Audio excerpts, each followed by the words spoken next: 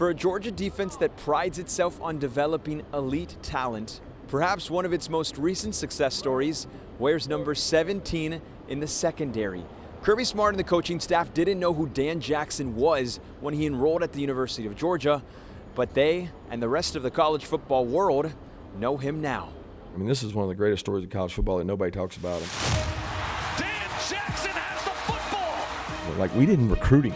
This guy showed up at our doorstep, and as a starter, competitor, he loves Georgia. Intercepted by Dan Jackson. Hey, that safety for Georgia, 17? Yeah. He could play. He gonna play on Sundays. When you first walked on here at Georgia, did you expect to achieve all this?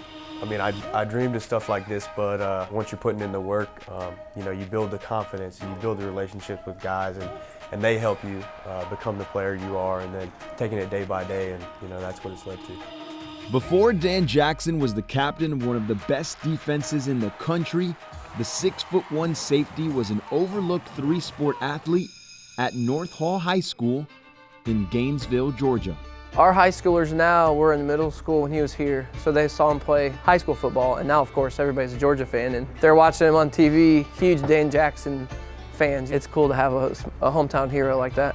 Dan Jackson, I think, is that average guy. He's just your average guy. You see him walking down the hallway and he's one of the guys. Just a hard worker, always smiling, you know, just super personable young man. He may have been a normal guy off the field, but on the field, Dan had over 1,400 all-purpose yards and 75 tackles his senior season. Despite that, he had just one Division I offer from Air Force. After a back and forth, Dan decided to forego the scholarship and walk on to his childhood school. For me, this is just where I felt like I belonged, and I mean, just finally, getting the chance to play college football was a dream of mine. He was willing to go there and just be a student and forego playing football just because he loved UGA. Dan didn't see the field for his first 2 years, finally breaking through in 2021 through special teams. Dan Jackson.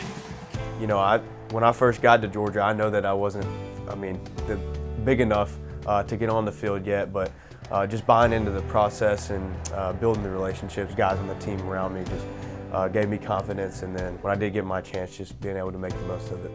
And did he make the most of it, becoming a catalyst for this Georgia defense?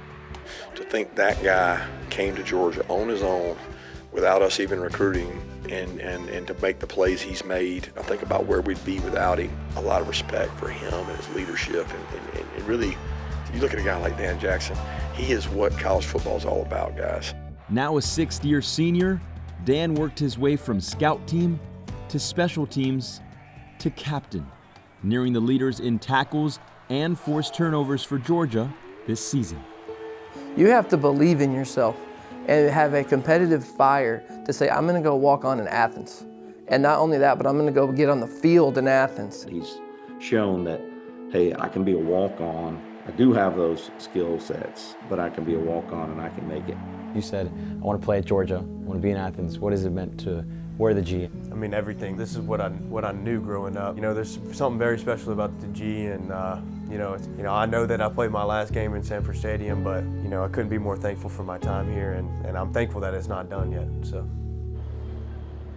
Not done yet. Guys, I'm sure Dan would like to add to that memory bank with the Sugar Bowl win here in New Orleans, and of course, a college football playoff run that ends in Atlanta.